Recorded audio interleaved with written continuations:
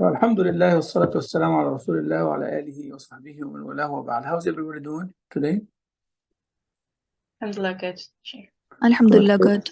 Continue. What were you doing? Like the discussion. I want to hear what discussion that you guys were because having. So far, what you're going to speak about now is self-development, right? We have not got to that yet. We just wanted the observation part. So you observed some negative patterns in your life and you decided to work on them. Yes? Yes. That's what I exactly am interested in learning today. Now we're going to go talk about self-development because we normally jump to solutions without studying the pattern. You saw the patterns, but you did not study them well before you decide what to do. I'm not saying you did anything wrong, okay? But we want to do it right. We want it to be a lifestyle. We want it to be a lifelong skill. We want it to be integrated in our life. We don't want to work on reactions. You understand, everybody, what is reaction? Reaction means I see something and I act upon it. Yes. Okay? So that's not what we're studying here. Self-development, it is an ongoing process. It needs to have rules and guidelines.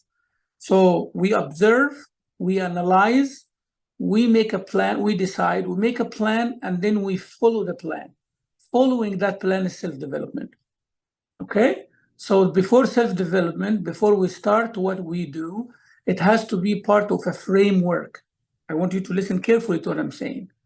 It has to be part of a framework. It is not a reaction.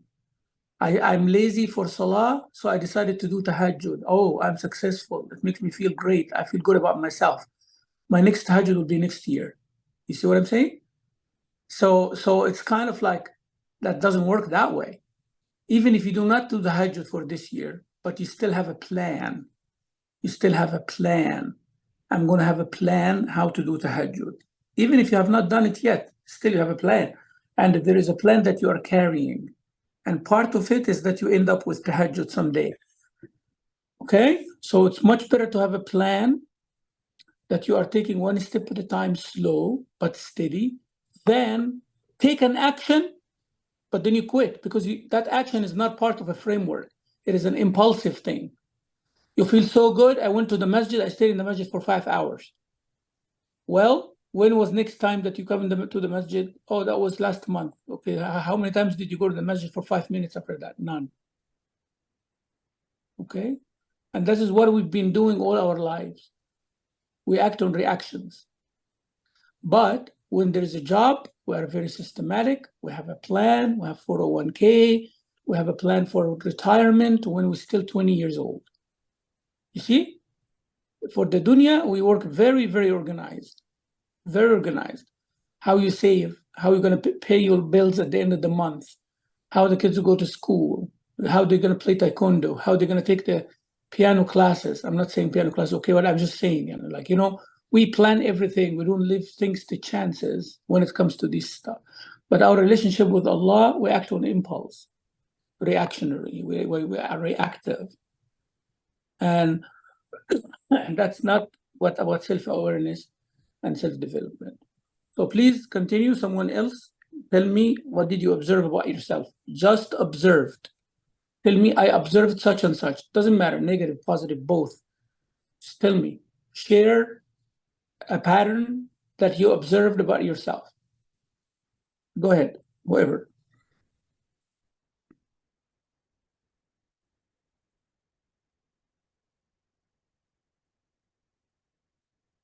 Anybody? Sister Mariam, anybody? Anybody raising their hand? Anybody? Can you repeat the question, Sheikh? The question is, I want somebody to come up and speak if they observed themselves last week, since we talk about observing your patterns. You observed something about yourself that you did not observe before, that you're doing, negative, positive, or both. Yes, Assalamu alaikum, Sheikh. I observe myself like I'm overthinking. Like everything I start, I just think a lot. So it is internal awareness. It is like a self-awareness, or it is only habits count self-awareness.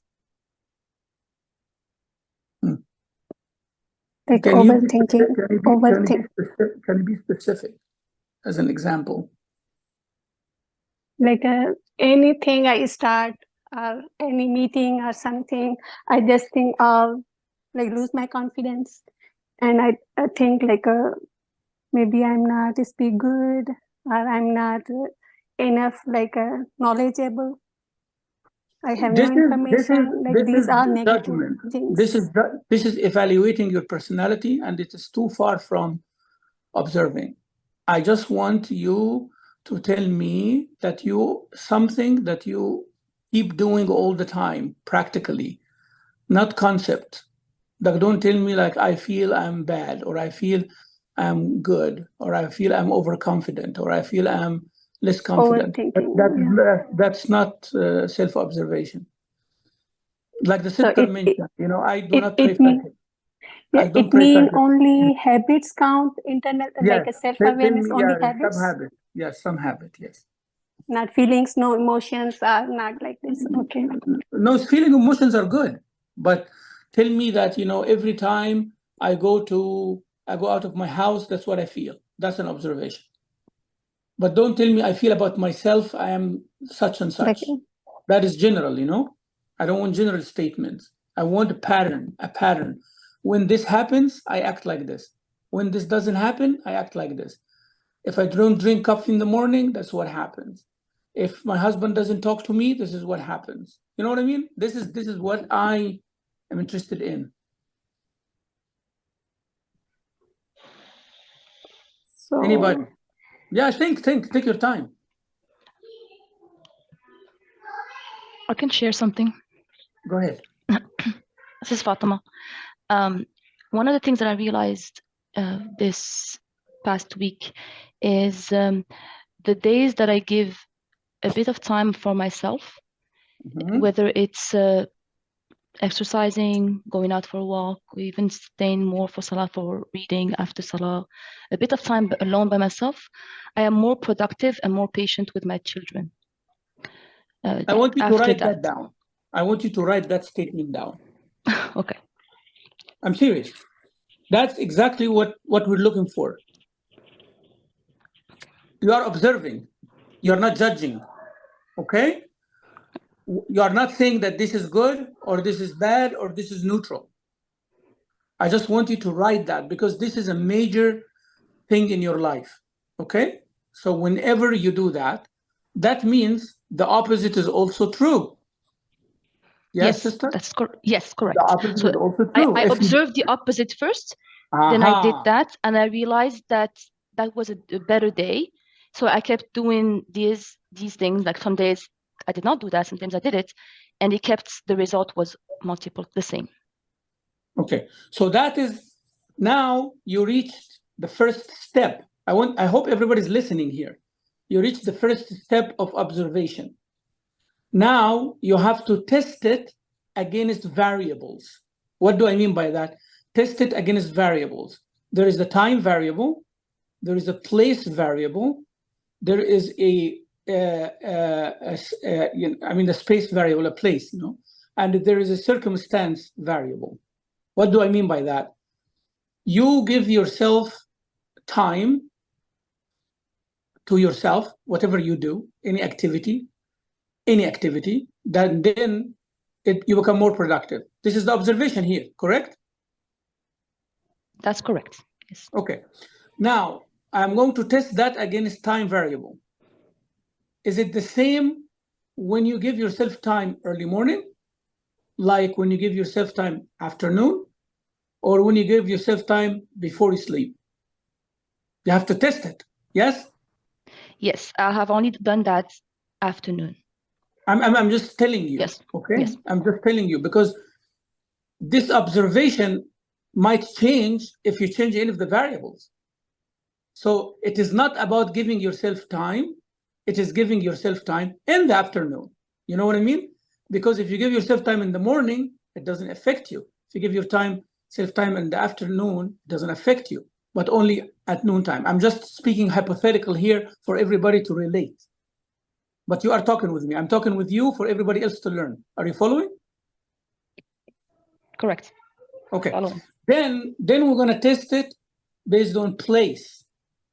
Is that going to the gym to exercise, or just exercising at home? Is it, when you are outside the house or inside the house? So you're going to test it against place as well. Is it a worship, at the masjid, or it has to be an exercise? Do they render the same results? You're going to continue the observation with that. Your observation is not finished yet. Okay? Because if you do not finish with observation the right way, you're going to jump to a solution based on your understanding, and it might not fix the problem, or it actually may create another challenge for you, even if it's good. Then you do not know what's happening. I want your mind to be very organized. So you're going to continue with observation. It doesn't matter how long it takes. So you test it against time by trying it different times of the day. You're going to test it against place and the action itself. You're going to say, is it at home? Is it at the masjid? Is it at the gym? Is it the Starbucks? Is it at a coffee shop? Is it shopping? Is it this? Is that? Me time? What is it exactly and where? Then you're going to change the circumstances. Circumstances here means, like, do you do that only when you're stressed? Do you do that only me time when, normally regardless?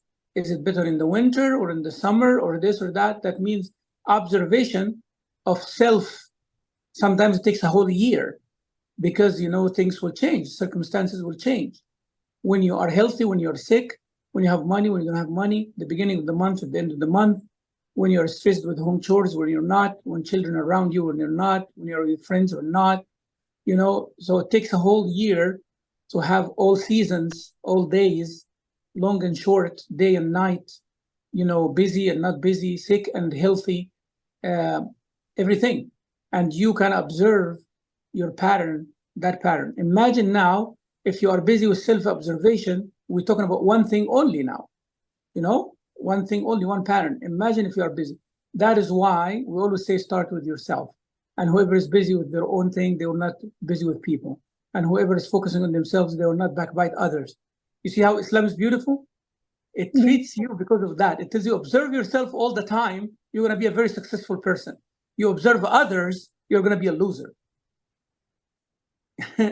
Because you're observing others, you are busy with others, and your ability to change them is very, very limited. Actually, it is zero sometimes. And you are ignoring yourself. While you're observing yourself will benefit you because you are the one who can change yourself, nobody else. But we are abandoning self-observation and we are busy with observing others.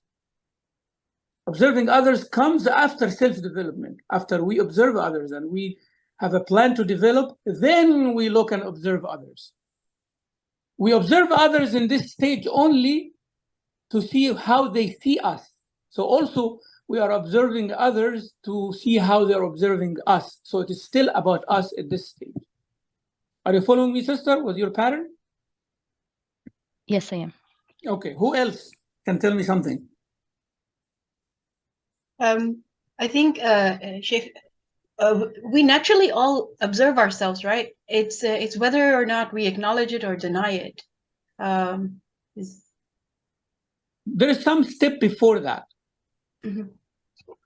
The step before that is why are we observing ourselves? If you say why you are observing yourself, then you will deny it or you'll accept it. You deny it or accept it because you do not know why you're observing yourself. If you're observing yourself to make yourself better, then you'll accept it. There is no denial. Why would you deny something that you actually want to fix? Right. You following me? So it is not about whether we accept it or deny it. That is a result because we did not ask ourselves the most important question. Why do I need to observe myself? To make myself a better servant of Allah. We agreed on that, right? Yes. I am abd of Allah after all, before all, with all, at all times, regardless. This is the unchangeable, static foundation that cannot abandon me or I abandon it. I'm lost if this is not there. So that is the one foundation that it is not changeable. My relationship with God, that means there is God. I know who is He. I know who am I in relation to Him, but I'm in a self-discovery journey, right? So that's what I'm doing. I'm doing like I'm observing because I want to be a better person. So there is no chance for denying it. You deny it because you don't know why. You want to hide the bad because you want to see yourself good at all time. You want people to clap their hands for you all the time. You don't want anybody to criticize you at all time. That's why you deny stuff. I give you an experiment. If somebody describes you with all good attributes, you do not reject. Do you? Somebody said you are a very good person, you are amazing, you are generous, you are always helpful. In the depth of your heart, you know that you're not helpful, you're not a generous person, but you accept it because it's good. Even if you don't have it. Now, if somebody say things that you have it, I observe, my sister, that you are tight. I observe that you are introvert. I observe that you are not sociable, and you kind of have this demeanor about you that it is, making people like kind of scared of you. You reject that. You're not happy, even though the person is actually describing you very precisely. You know why you accepted the first and rejected the other? Because you do not know yourself. So you know yourself, so you're talking about somebody. That's not me. I wish I'm generous. Oh, you're generous. No, I wish I'm generous. Tell me how I'm generous. I know I'm not. I would love to be, because I know myself now. When that person describing, I want to save him from ingratiating or trying to butter up or trying to make me feel good. Don't do that. I know about myself very well. And if they tell me, oh, you are not generous, no, I am generous. I'm not tight in the money. Give me an example. Maybe they'll give me an example that I'm not aware of. Oh, brother, you misunderstood. Oh, yes, you're right. In that example, I was tight. You see, because I'm self-aware. I don't need people's validation. I don't need their endorsement. So I'm very secure about myself. I can do that very well. Let me send you. Go ahead. Sheikh, on that note, the last thing that we discussed from the previous class, it was about external self-awareness, right? I was just before you came on, I was just asking whether is there a hadith or a saying about only ask for feedback from like a wise or a person who knows you well? I feel like I've heard of that sometime. Say that again. So when you ask for feedback about yourself, you go to somebody who knows you well, somebody who's wise, not just anybody. You can't just ask a random person for advice about your, or you can't ask them about feedback. You are saying that there is a hadith about that? No, I'm asking because I feel like I've heard a saying or something, but I couldn't put my finger on it. Yeah, I am the one who said that last time. I said the people who would help you the best are the ones who are close to you. Okay? Right. The people who will help you the best are the ones who are closest to you. So if you want to know how good of a father or a mother you are, you ask your children's feedback. Right? If you want to know how good of a spouse you are, you're going to ask your spouse. Okay? And so on. Sometimes we avoid that. I as Sheikh Mamdouh, do not like the people to tell me their opinion about me, which is actually the most helpful feedback ever as an imam is from my community. Yeah. If I have a Facebook page, I actually look for those who criticize and insult me more than those who praise. Those who do likes, I take it for granted. I'm not fit for granted. I said, it's okay. They have their reasons for liking it, whether they like me or they just cheering me up or whatever. But those who are insulting me on Facebook or on social media, I keep saying, why would they do that? What make them do that? What wrong did they see about me? You know what I mean? But when you are not self-aware, you feel offended and you block them. You see the difference? Yeah, big difference there. Big difference. Yeah. So basically, it is kind of like, okay, it is 20% of my audience. They don't like what I'm saying. What did I say that only I gained the attention of 80%. And I'm 100% sure that 80% they are not sincere about their positive feedback either. You see how you look at things now? Because I know myself. I know my intention. I know myself. I know how my own value. I do. I give myself 6%. I mean, 6 out of 10, 5 out of 10, sometimes 4 out of 10, while people are saying you're 9. I don't believe them. Okay? But, you know, they are saying it out of their good intention and good manners. I'm not saying they're bad people. Maybe they are actually seeing me at 9 with their own criteria. It's good. It's nice. But I'm more concerned about those who give me 0.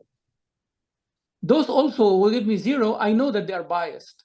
But those who give me 1 or 2 means I am worth something for them, but not enough. Now I have to ask myself, why? Okay? And that's what I want you to start doing. So the best person to give you feedback is the one that you have the relationship with. I just sent the link now to Sister Mariam. Okay?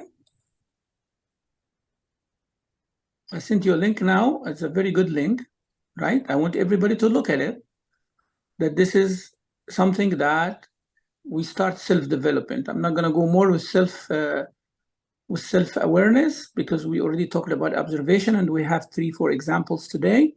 So now let's talk about self-development. Everybody, you can open that PDF on your phone or in your computer and you follow with me. I've just sent it to our group, so you should be able to see it there, inshallah. And you can print it as a PDF or you can download it or whatever you want to do with it. But I want you to get this structure in your head. This here is lacking something. This picture is lacking something. What is it lacking? Because I don't want you to take things for granted. So the first diagram is lacking something. When it says mind and body, self-development means self-development of mind and body. Soul? Yes. So spiritual, because they don't want to put religion in there. Yes? Yes. So that's very important. So let's say that under mind, there is the soul as well. Let's put it that way. So whatever we talk about self-development of the mind, it is self-development of the unseen, means our soul, our spirit, our feeling, our emotions. Is that clear? Yes. And our body is everything physical. So we're going to self-development the physical aspect and the mental, spiritual, emotional, psychological aspect under the word mind. So let's agree on that before we move forward. So everything there, you're going to apply to your soul. Also, I want you to keep in mind that when we are moving to the self-development aspect, it is our life. It's not like the soul or the spiritual aspect here in the West or in the modern world. It is like, this is me and this is my spiritual aspect of life. But as Muslims, my spiritual aspect is me and I am the spiritual aspect before I'm in a body. Right? And after I'm in a body, I'm still a soul that existed, existing, and it will exist for eternity. Is that clear? So whenever we sing spiritual, Salah is part of our daily life, worshipping Allah, relationship with Allah. I'm not a slave of Allah in the morning and not at night. I'm not a slave of Allah in the masjid, but outside the masjid, I'm someone else. Because this is the actual Western, modern, worldly view of spiritual. They say that person is spiritual, means he's not like everybody else. No, Muslim is spiritual by default, before they are anything else. So let's move forward with those understanding that under mind comes the soul and spirit, and the spiritual is not a portion, it is our life.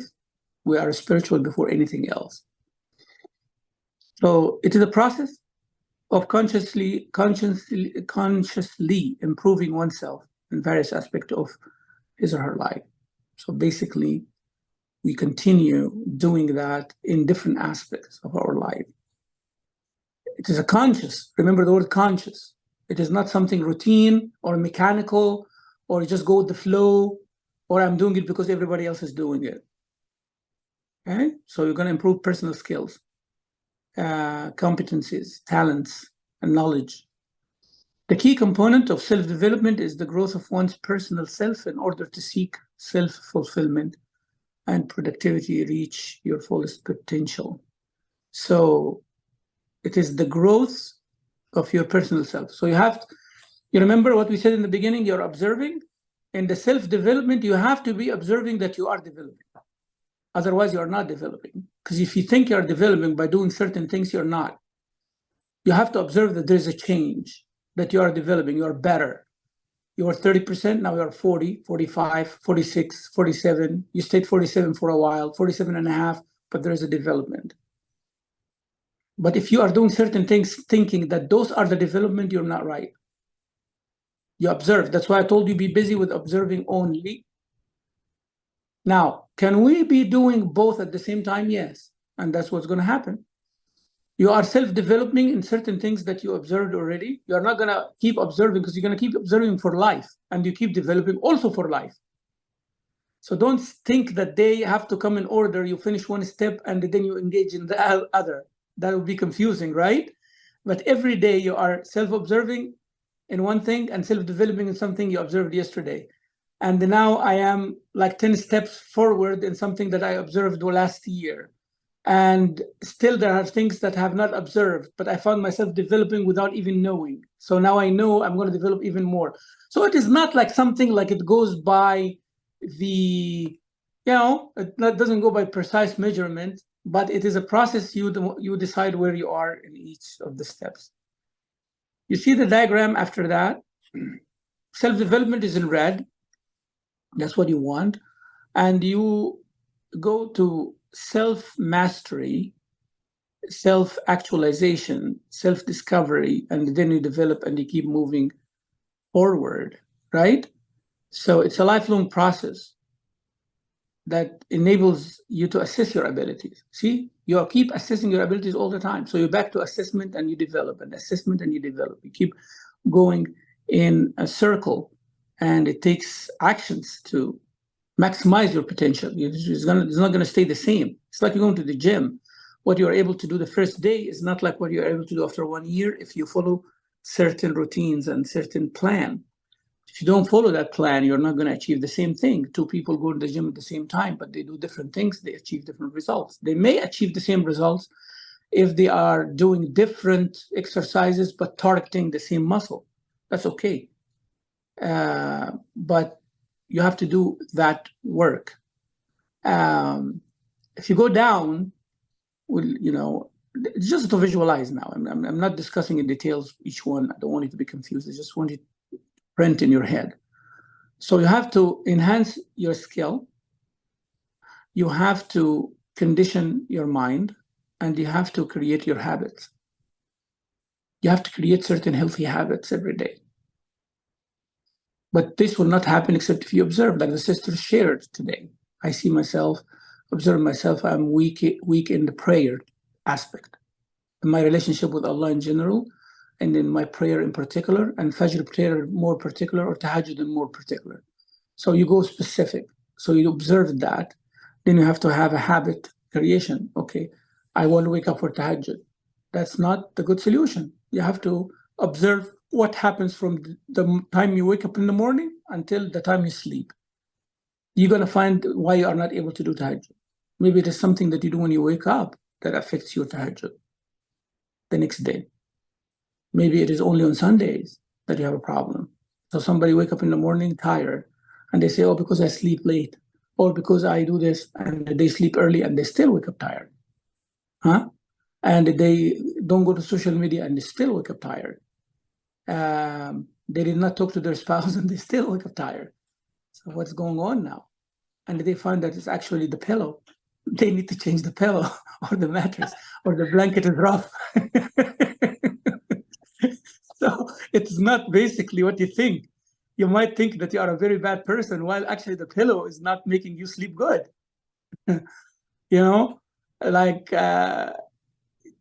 I discovered that I have to have the CPAP machine because I have sleep apnea. And when I started the sleep apnea machine, I wake up fresh and nice and all good. I don't use sleep apnea machine now because, I used it because I was overweight. You see how things are. Like, I Fine, why do I wake up tired? I go do a sleep study, then they said you have a sleep apnea. Okay, let's fix that. I fixed that, but still there are many things I'm not, and then I see it is because of overweight. So I lose weight, I fix those things, but my sleep also is fixed. So you have to keep observing these things. Like sometimes it is not what you think. You are a very good Muslim, but sometimes it's the physical thing that is affecting you, not the mental. Sometimes it's the mental, it's not the physical. Your body has nothing wrong with it, but you are overstressed in your head with an idea or an issue, and you have to do that. It's amazing, by the way. If you get busy with yourself, it's amazing. You will not care actually about what people say or what happens unless it benefits you and make you a better person. Imagine if we become good Muslims in that sense. It's amazing, like how Islam said that in very, very easy. The Prophet ﷺ said, why do you see a small issue in your brother's eye, but you do not see the trunk of the tree in your own? You have a big, huge issue in your eye you are not seeing, but you see the little tiny thing, eyelash or something like that in the other person. If you're busy with yourself, you're not going to see the tiny things in others. You're not going to see even the big things in others. Because you're really busy with self-development. So you're going to create new habits. You're going to have mental conditioning. You're going to skill enhancement. Skill enhancement, if you are, let's say, Sister Maryam, I'm sorry, I'm going to use you here as an example, okay?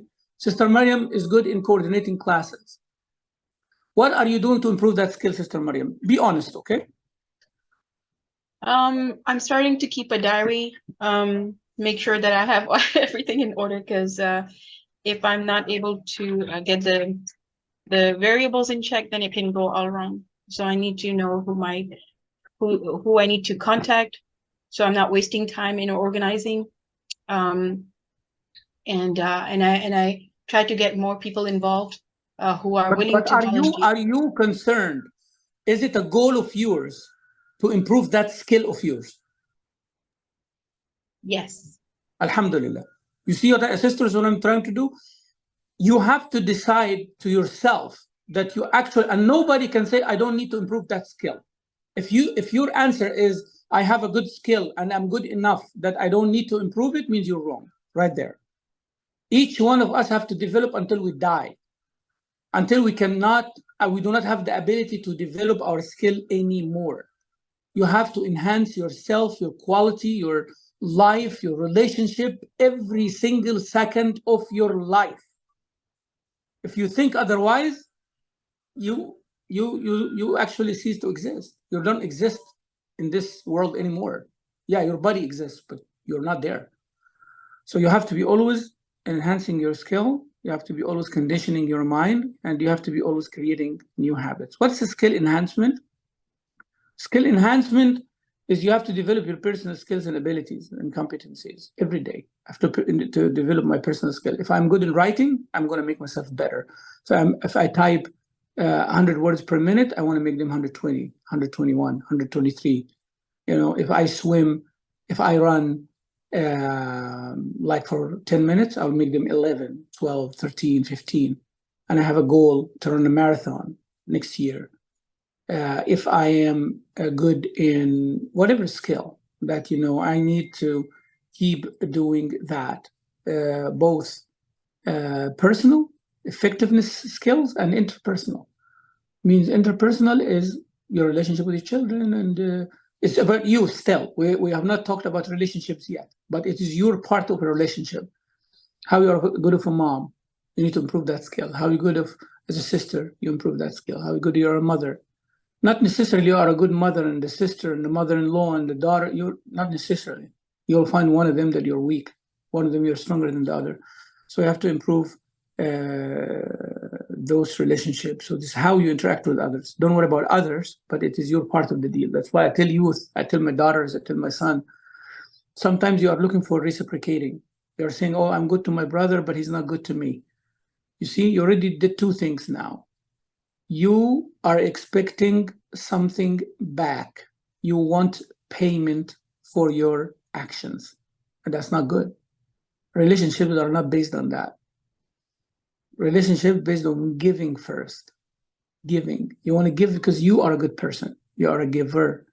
And in some relationship, you keep giving all the time. You are giving to your child without expecting anything. You actually, after they grow up, sometimes you don't even need anything from them. You just need to make sure that they're good. So your relationship as a mom is always giving, not taking. You see, that's one relationship there. But husband and wife, they're always expecting giving and taking. But if each one of them give only, actually you are taking. But because we are waiting for the taking part, then we are not focused on the giving part unless we get something back. So we both stop giving enough. You see how we shoot ourselves in the foot? Like, I'm the husband, she's the wife. I'm saying I've been good all this week and she's not giving me anything back. So I'll stop being good. So what happened now? Instead of one giver and one taker, now we don't have a giver or a taker. So it became a worse relationship, because I'm focused on myself, like I want to take too. Actually, by giving, sometimes you're changing the way you give. You kind of force the other person to give back. But you have to be patient and you have to have a plan on how to give. Why they are not giving me back? I keep giving, but they're not giving back. So I will stop giving. Now you're wrong. You jumped already. You observed, you judged, you jumped. You observed the pattern. You have to ask, why is this happening? Why I'm giving but not taking? Don't say that. Why I'm giving but they are not giving? While I know they are able to give, but what is preventing them from giving? Maybe it's me. Maybe it is me giving a lot that they don't think that they will be giving enough. So they are very shy of giving. You see, sometimes they are very good people. And they say, whatever I do, it is not enough for that amazing wife of mine, that amazing husband of mine. Whatever I do is not enough. So I'm happy that they are there. They are filling my life. They are giving me everything I want. Ya Allah, thank you, making dua for you. So they're actually giving you back more than you even can imagine by making dua for you. But you're not seeing that. See, that's what I always tell you. Is, wow, man, what is this? I never thought about it. Think now. Maybe that wife of yours, I tell some husband, he says, she's praying, she's good. Wallah, Sheikh, she is very good and everything, but she's not doing any effort. I said, what, is she taking care of your children? Yeah. She praying tahajjud? Yes. I think she's making dua for you all night long. I said, huh? I said, the Prophet ﷺ said, if somebody tells somebody, Jazakallahu khairan, they actually give them more than they deserve for what they did. How? Because they already said, I cannot do. That's why I left it to Allah. He is going to give you according to his ability, because my ability is not enough for you. What do you think about that? I want to hear one sister commenting on what I just said now. What do you think about that? You still want something back physically?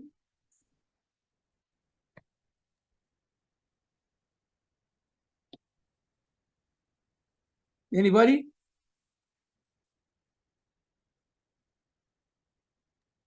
I just want to understand this a little bit better. The skill enhancement means when we are focusing on developing our particular skill, we have to make space for our interpersonal relationships at the same time, so we will be able to focus on our skill, or it's including those relationships in that skill? See, very good question. I said in the beginning, you are enhancing your skill. We are self-developing, right? We are not working about our relationship with others. But the part of the relationship concerning us is that what we are observing and developing. You're not worried about the other person, because worrying about the other person now at this stage is actually makes you feel worse. That's why I'm saying I am developing myself now, right? I'm enhancing my skill of understanding others. Yes. So it is not based on reciprocating, it's what they give me. I'm not focusing on this stage about that. I'm focusing on me now. How do I perceive that relationship? Why I'm always expecting something from others? That's what I was focusing on. That's a skill, right? How I deal with my spouse is a skill, yes? But I'm always focused on what she does to me. I need to develop or enhance the skill of me dealing with her. And that will not understand except when I know my position. Like me as a husband, what am I supposed to do? Am I doing everything? No. So why I don't focus on that? Instead of focusing on that, she returning every favor I do. That's the part I was trying to emphasize on. So your part of the relationship is a skill that you need to enhance, interpersonal, from your side. Don't worry about others, what they do. Even if they're doing nothing, you are just improving yourself as a teacher, as a wife, as a spouse, as a mother. Even if the other side is very negative toward you, don't focus on that now. Because maybe when you develop and enhance your own skill, the reaction is going to enhance too. Right? I think, that's what I wanted to have clarity. Or for example, like if there's a sister who is, or if I want to observe better hijab, for example, and I'm working on, improving that skill of changing my attire and stuff. But for example, the people around me are not accepting of it. For example, my husband doesn't like it, so that's going to bring a rift in the relationship. So how do we do that skill enhancement with that relationship, for example? Good. See, now again, you're going to see the variables, the circumstances, the time, and the place. Like, what is the thing that is exactly affecting? Maybe the way that it is presented, maybe the way it is discussed, right? You have to ask yourself all those questions, because actually asking the person why you do not like what I'm doing. You have to ask yourself, there has to be something. And then, you're going to see all the variables and you change. And at the end of the day, there is one principle. You are pleasing Allah, not pleasing someone else, right? And that whenever, if your husband doesn't like it, you're going to ask him. You don't like it because this is something against the code that Allah and His Rasul put, or you're not ready for it, or how is that working? And say, I'm not challenging, I'm just trying to understand. Yes? So basically, we don't work on action-reaction kind of thing. And because rift created because there's no conversation. And there's no conversation because there's no communication. And no communication because each one perceives that the other person knows exactly what I want, and they are not doing it. You see how things work? Like, he has certain expectations, but you did not talk about it. So that's why you have to facilitate. Don't be on the offensive and he's in the defensive, or he's in the offensive and you're in the defensive. Always talk, always have conversation, always ask yourself continuously. But at the end of the day, if you are doing something which is clear cut, that it is haram, halal, then it doesn't matter now who likes and who dislikes, right? It doesn't matter. You wear hijab, you wear hijab. If the husband doesn't want his wife to wear hijab and she's wearing hijab, that's it. Even if divorce comes, we're going to talk about that. But, but if there is a variation of hijab that it is acceptable, but she wants to go an extra step and he does not want it, now we are in that area. You know what I'm saying? Yeah. Now we are in that area. Like, she wants to wear niqab, but he's or she's like, those are the extra stuff. That's why, if a woman wants to wear niqab and her husband doesn't want it, say, listen to your husband. Even if you believe niqab is a must, still listen to your husband. Okay? Because, now you are within a step that there is a difference among scholars. And when there's a difference among the scholars, the tiebreaker is the leader of the house, which is the man. I'm sorry, but this is what it is.